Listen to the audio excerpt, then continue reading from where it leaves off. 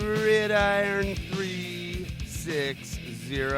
I am your host, Mr. Bill. What's happening?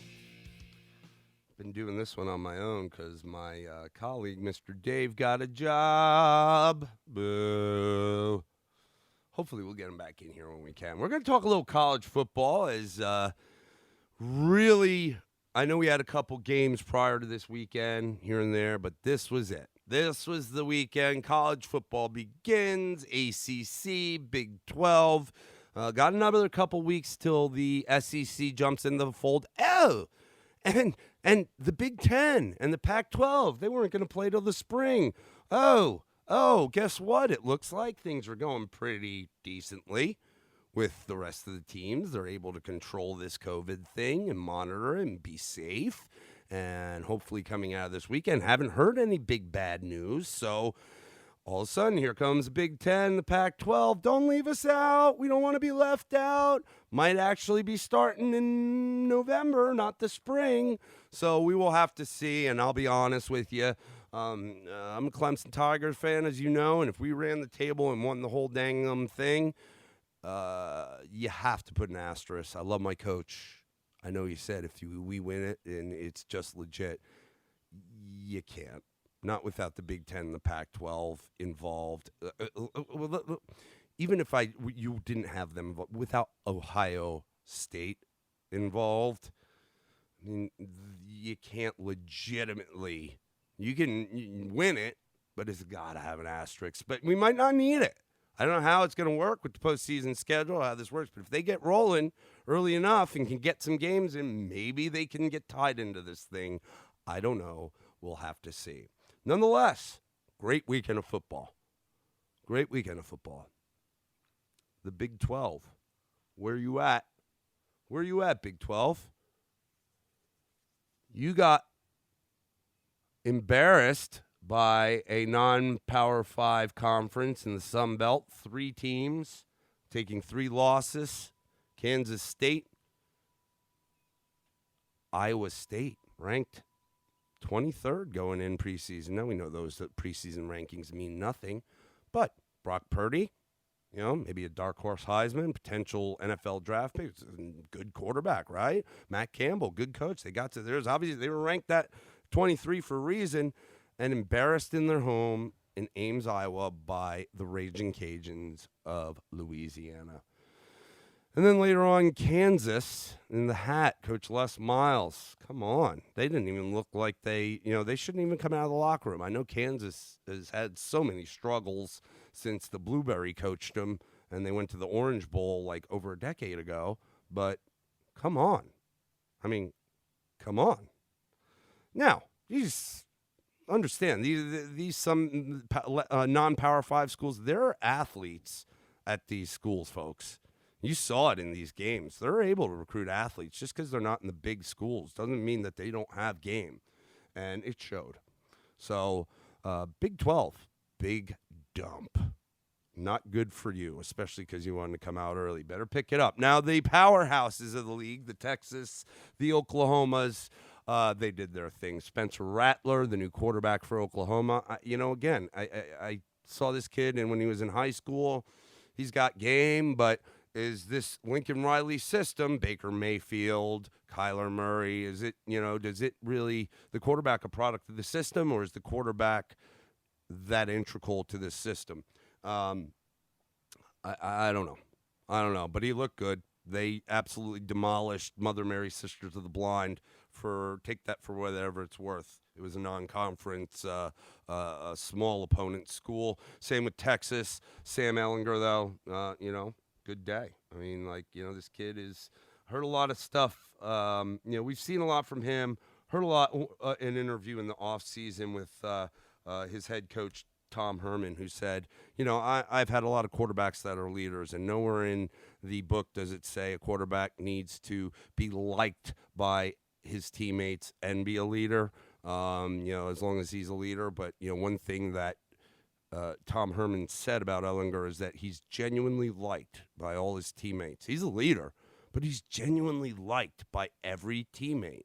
He cares. He cares about relationships, and that's a unique quality that could really vault him far going into this season.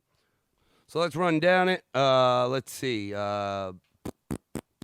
Texas 59-3 over UTEP.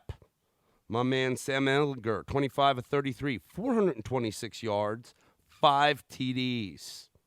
Pretty impressive. Also had 3 carries for 12 yards. 59-3, UTEP. Not a great school, but a good showing nonetheless. Coastal Carolina beat Kansas 38-23. Embarrassing. Texas Tech, they won 35-33 over Houston Baptist. 35-33. Just barely beat Houston Baptist? Oh, boy.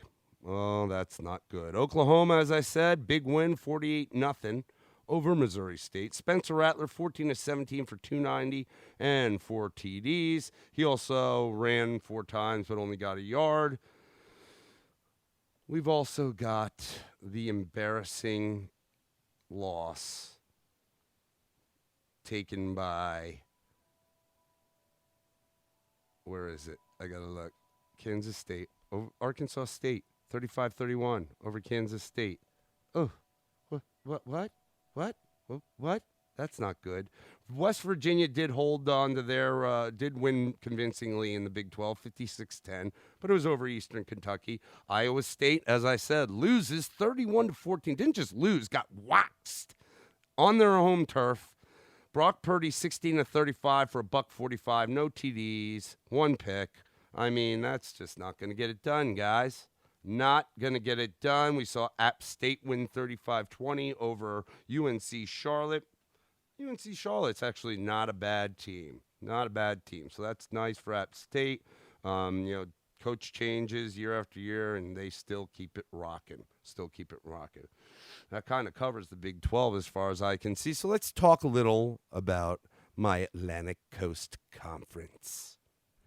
All right, let's talk some ACC football from this past weekend.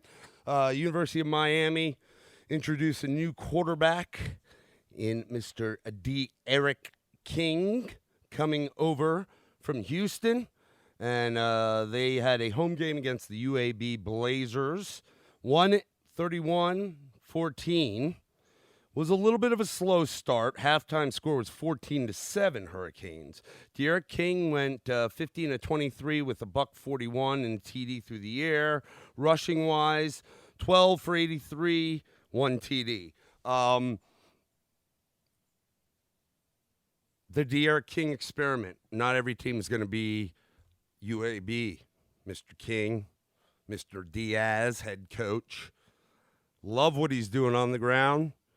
I just don't believe you're going to be able to win the ACC only throwing 141 yards on 23 attempts. Like, he's just going to have more. He's going to get shut down in some games, and then what's going to happen? I know there's a lot of outlook, and next week, I believe, they take on, it's a rivalry game with Florida State. Florida State crapped the bed this past weekend. That said, let's see what D'Eriq King has got moving forward. If the passing game statistics don't pick up, and if they're thinking it's going to be all on his legs, it's special, but I don't know how long that'll last. So we will see. Nice victory though to start out the season.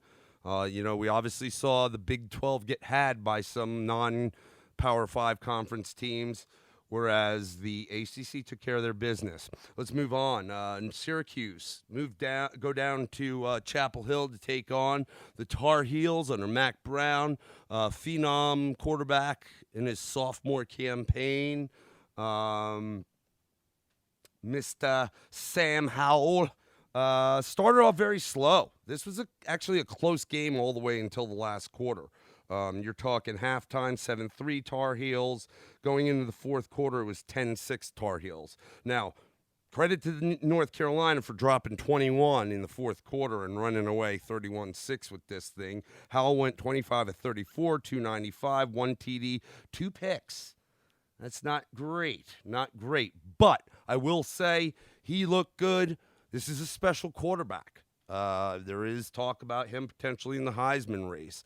The North Carolina Tar Heels are ranked preseason. Again, it doesn't mean much, but just take it for what it is.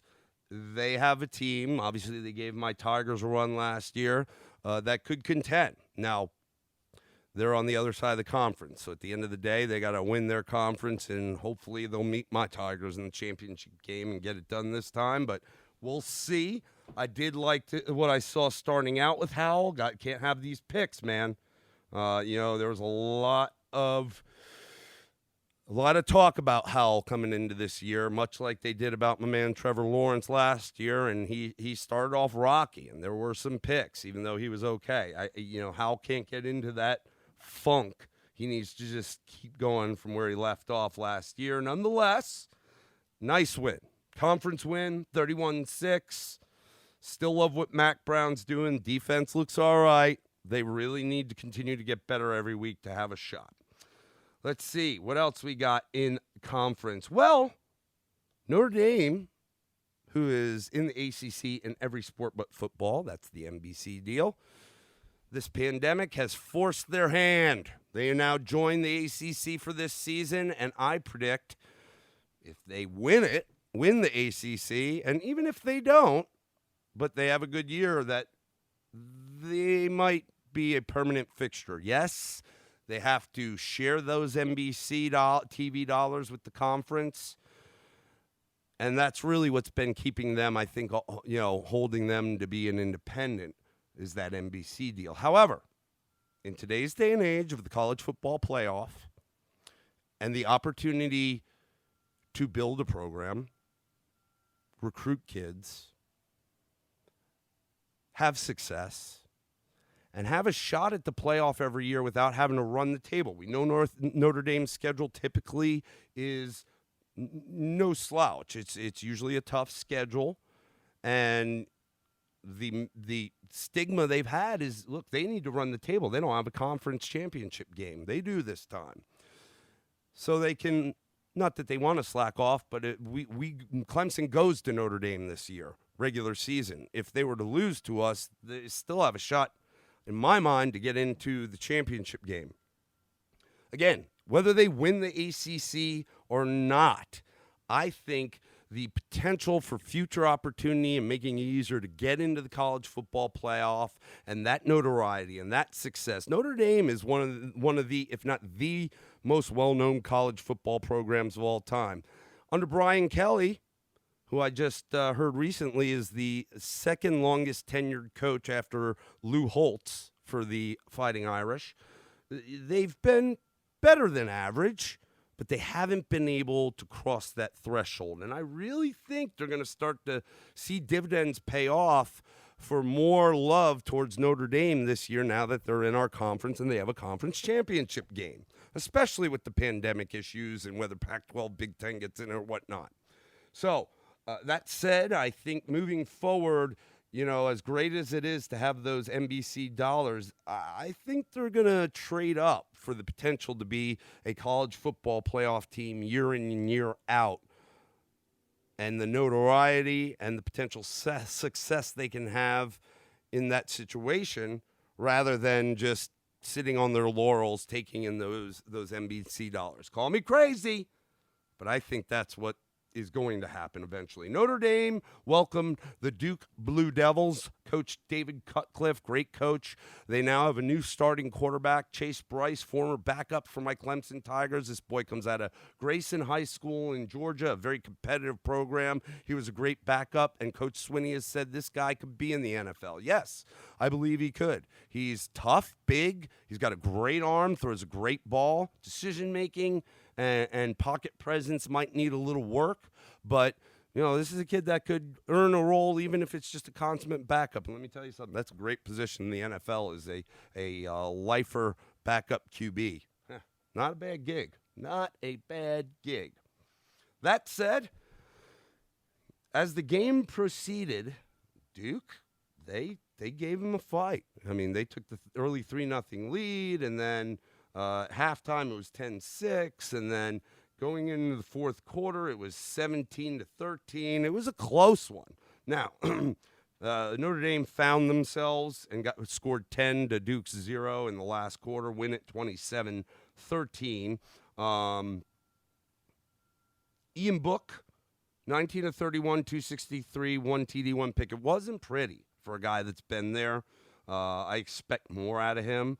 I did like what I saw of their defense, especially their front. They're a tough group, and that was expected going into this year. They need to get better. But I think that the concern after looking at this game is offensively, they really need to do more. Now, Kyron Williams was a nice bright spot at running back for the Fighting Irish. He had 19 carries for $112 and 2 TDs. Also had 2 receptions for 93 yards. So he was the bright spot on the offense. This kid's a stud, and I think you're going to see him used a lot. And hopefully, if they're smart, they will do that, and that'll open up more in the play-action game or the passing game for Ian Book, and he can get back on track. But Ian Book did not look comfortable. Not that I think honestly, I think he's a good quarterback. I don't know if he's NFL caliber. He's not phenomenal, but he's better than average. And but this was not a great showing for this guy, considering he's been in this system with Kelly for a couple years already. I know there hasn't been a lot of practice time, but I just expect against a team like Duke. Now, hats off to Duke. Great game plan. Their defense played phenomenally. They have a guy on their defensive front, Mr. Chris Rumpf, and he's NFL all the way. This guy is badass. Keep your eye on 96 D tackle Chris Rumpf. I think he's D tackle, might be D end, but he's a special player. He's going to be high on the draft boards next year for the NFL. Final score: Notre Dame 27, Duke Blue Devils 13. Was expected, but a little tougher a task for Notre Dame in the early goings than was expected. Pittsburgh had a cupcaker at home against Austin Peay, blew them out of the water, 55-0. Remember, their stud D lineman Twyman decided to opt out this year. He is not playing. Still, they took care of business. We had a little bit of a closer game than expected out of a team in Louisville that's offensively expected to be pretty good this year. They beat Western Kentucky 35-21, but it took a while. It took all game, and Western Kentucky didn't go away. I mean, in the second half, Western Kentucky scored 14 points to Louisville's 7, though Louisville was already up 28-7. To let them kind of eke back in like that. Western Kentucky is not a bad program, but Louisville is supposed to be a program in the ACC on the rise, especially this year with their quarterback Malik Cunningham, and they've got some studs at wide receiver. I think more is expected of them. First game, I'm not too worried about it. They have the prime time game. I'm sorry. Florida State and Miami don't play this weekend. Miami and Louisville play. That's the game day game, prime time this coming Saturday. So hopefully that'll tell us a little bit more about each team. Louisville goes away with the win, 35-21. Let's talk about the close game, comeback win for the local team, the Georgia Tech Yellow Jackets, as they go down to Doak Campbell Stadium in Tallahassee to take on Mike Norvell at new head coach in the Seminoles. I don't know what happened. A lot of people expected Georgia Tech to get better under head coach Jeff Collins. Things have changed. It's no more the triple option. It's an RPO game. It looks like Georgia Tech has found a quarterback in this Jeff Sims kid who went 24-35 for 277. Only 1 TD, and he did have 2 picks, but he also ran the ball 13 times for 64 yards. They've got something there. Florida State, I'm not counting them out. They do have some Sunday guys on that day line, Mr. Marv Wilson. But James, their offensive line, again, still does not look good. It just doesn't look good. I don't know what the hell is wrong down there. Their offensive line isn't looking good. The running game got nothing going. 13 carries for 39 yards was their Damian Webb, their leading rusher, number 8. James Blackman, I don't know what I don't on top of the offensive line, like they can't find a decent quarterback. They really missed out when Sam Howell committed to them and then decommitted and went to North Carolina, because if they had him, we're talking a different story, I promise you. Florida State, they're 10-0 at half. They go into the 14th or the fourth quarter winning 13-7, and they allow Georgia Tech to make a comeback, put 9 to Florida State 0 on in the fourth. Georgia Tech wins this game 16-13. It's a very I'm happy for Jeff Collins, the new head coach at Tech. They're getting on. They're not a powerhouse. They still need time. But Florida State, a lot more was expected. I mean, it's Florida State, man. At some point or another, it's got to get going. And I'm worried. I like Mike Norvell, but I'm worried because look, offensive line and quarterback play is not great. And they don't have Cam Akers there. They don't have Dalvin Cook there anymore to kind of be those dynamic backs that can get it done despite a porous O-line. But it worries me. It worries me. I know Jordan Travis got some time last year. I think he had like a snap in this game. You might need to start to, groom him because you had the game. You wanted to start the season off under this new head coach, new regime, positive, and get the win, and you just crapped the bed. I don't understand. I'm at a loss. We will talk about one more game, and that, of course, is, though it doesn't matter, preseason ranked number 1, Clemson Tigers. My Tigers hit the road to take on the Demon Deacons of Wake Forest. Understand something. First-round draft pick, wide receiver, one of the top in the league, Sage Surratt for Wake, decided to opt out this year. That's going to hurt. We know that Jamie Newman transferred to Georgia. Now, all of a sudden, Jamie Newman's sitting out the year. In comes Sam Hartman. I've watched this kid for a while. I do like Sam. I think he's a great kid. I don't know if he's the guy. He got pasted a few times. Their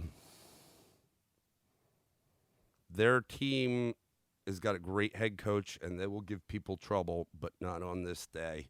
We walked in there and just put the works to them. The first team was out pretty early in the third quarter. We had the rookie or the incoming Frosh, Brian Brisset at the end, number 1 draft pick. We had a number 1 DN, the number 2 DN, Miles Murphy. Okay, Brisset had the number 11 on the field, Murphy number 98. Both of them got in the game. Both of them look like they've been there. These guys, and they're so young. Oh, my goodness. Let's talk about something else. Starting linebacker Jamie Skalski. He's the quarterback of our defense. I was at the national championship. He got a targeting call on him in the second half of the game. Therefore, he had to sit out the first half of this game. Really? I mean, come on. I understand that that's the rule, but let's keep it within one season. Are you really going to make the kid sit out after a summer and into a whole fresh new season? I think that's kind of silly, don't you? Didn't matter. Allowed us to get some of our young bucks playing time. Miss Isaiah Simmons. Mike Jones, ladies and gentlemen. The next big thing. Mike Jones on defense, number 6. He is playing that Isaiah role, and give him some time. But, man, he looks pretty good. That kid is on a mission. Offensive line was an area that Clemson lost a lot of players. Now, we've always rotated guys. It showed. I thought the offensive line did very well. I thought Brandon Galloway, our tight end, getting back into after a year's suspension, really getting back into it. I thought he is a great weapon. What can you say about Travis Etienne? The guy is just an absolute monster. Went 17 carries for 102 and a TD. Also had 3 catches for 47 yards. My man Trevor Lawrence, 22 for 28, 351 in the TD. He rushed a couple in. How about them apples? We got my man DJ Oyunglele some time later in the game. I loved it. We got all the guys. DeMarcus Bowman, the running back we brought in. our receivers, we lost some receivers to the draft. Justin Ross is out for the year. And, these kids, Joseph Ngata, Frank Ladson, stepping up. Of course, Amari Rogers. I like what I saw. My concern for my Clemson Tigers is the secondary. Now, granted, we had two of our starters out in this game, Darion Kendrick and I can't remember who else was out. It'll come to me in a minute. But that was, the side that Darion usually plays. We have a younger guy in Andrew Booth. I believe he's either a redshirt freshman or a true sophomore, get picked on a bit. And it showed. We need to short the secondary a little bit. That concerns me. If there's one concern I saw out of the Tigers, it was shoring up that secondary. But other than that, look pretty good. We've got a long road ahead. One thing I was happy about is something I saw a lot last year when the teams got in the red zone on us. If they were able to march down the field but get into the red zone, especially within 10, we made it very hard, and very seldomly did anyone even score. If they did, it was a field goal. And we did the same here. They did put a touchdown on late. That was against third, fourth string guys. I don't have a problem with that. It's the first team. They went out there. They got it done. So good things to come. That kind of recaps Saturday's goodness. And, again, we will get rolling again this week. We'll talk a little bit more about what's going on this week upcoming and recap it. We'll dive in. SEC's coming. Not this weekend, but the next. I think when that hits it, everyone will really feel, if they don't already, that we're back in the swing. But thank you for listening. We're going to get some more fun stuff out here on the airwaves. Maybe a little fantasy, a little youth recruitment, some kids to look at. I can't wait. This is Bill. This is Gridiron 360. Peace.